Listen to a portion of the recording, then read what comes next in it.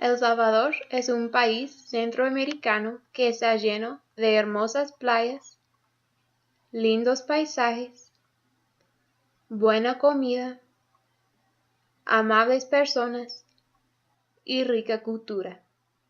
Pero también es un país con muchos problemas sociales, tales como las drogas, la pobreza, la violencia y el analfabetismo. Sin embargo, estas cosas no son nada nuevo para los salvadoreños. El Salvador tiene una historia llena de problemas y conflictos sociales, los cuales han causado muchos efectos duraderos para los que viven ahí. Podemos ver un ejemplo del conflicto social en la Guerra Civil de El Salvador, lo cual empezó en los años 80 y terminó en los años 90. Aunque la guerra no empezó oficialmente hasta los 80, en los años 70 ya estaban presentes muchas de las causas de la guerra. Algunos de estos son una economía terrible, violencia institucional e injusticia en las elecciones. Vamos a ver algunos de los detalles de la economía en los años 70 para entender un poco mejor lo que estaba pasando con eso. En El Salvador, una parte grande de la economía es la agricultura. Así se ganan la vida la mayoría de los salvadoreños. Pero en el año 1971, solamente 6 familias poseyeron 90% de la tierra del país. Con condiciones así, era casi imposible que los demás pudieran proveer por sus necesidades, porque no tenían para trabajar ni cosechar. Eso fue la causa de tanta pobreza y también de tanta insatisfacción con la situación del país. Otra causa de la inquietud en El Salvador era la manera que los líderes conferían el poder. Había elecciones, pero los líderes no querían compartir el poder ni aceptar los resultados de las elecciones que hubiera. Los líderes eran escogidos por poderes militares en vez de ser escogidos por los ciudadanos. Se llamaba democracia, pero realmente no lo era. Además de eso, había mucha violencia en esta época. Por las condiciones en esos momentos, los salvadoreños tuvieron dos opciones. Pudieron quedarse callados y someterse a esas condiciones, o pudieron luchar. Realmente las dos opciones eran peligrosas, porque el callarse significaba quedarse pobres, en riesgo de morir por hambre, o pudieron luchar y con eso arriesgar la muerte por violencia. Con condiciones así, realmente no es una sorpresa que empezó una guerra civil. Pero, con todo eso, hay que ver si las cosas realmente cambiaron a causa de la guerra. Sabemos que murieron más que 70,000 salvadoreños en el conflicto. Eso es un efecto grandísimo porque impactó a tantas personas y a tantas familias.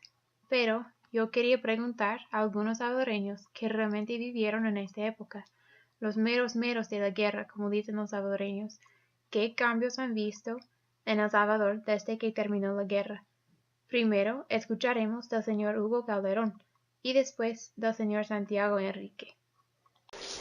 Bueno, con respecto a la guerra, lo que he visto en mi caso personal, que lo viví crudamente, pues el cambio que ha habido es que ya no se ven detonaciones de bombas como en el transcurso de la noche sobre todo. Cruces de buses, quemas de buses, cuando empezaba la guerra aquí en El Salvador, en la década de los 80. Y luego los secuestros. Secuestros siempre hay, pero no como antes, que secuestraban a altos señores que tenían X niveles económicamente. Esa es mi opinión personal, ¿no? De que ya la guerra, pues, desde que hubo las bases, ya no se ven esas cosas que se miraban comúnmente. La subversión, que quiere decir subversivo, quiere decir propaganda. Guerrilla, que significa combatir en las montañas, y terrorista, que significa terror, ¿no?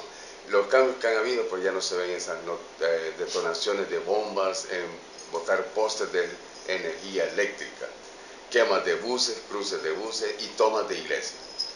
Gracias. Porque ya es todo seguro, ya no hay quema de buses, ya todos llegan bien a sus destinos. y enseguida es que posiblemente estamos bien, decimos, sin guerra. Solo la cosa es la delincuencia que está un poquito peor. Faltan los cuerpos nacionales. Para terminar, vamos a escuchar una canción que habla de los fines de las guerras en Centroamérica de esta época, pero especialmente se aplica a la Guerra Civil de El Salvador. Quiero que escuches a la letra y que pienses en cómo te sentirías si fueras salvadoreño en esos últimos años de la guerra.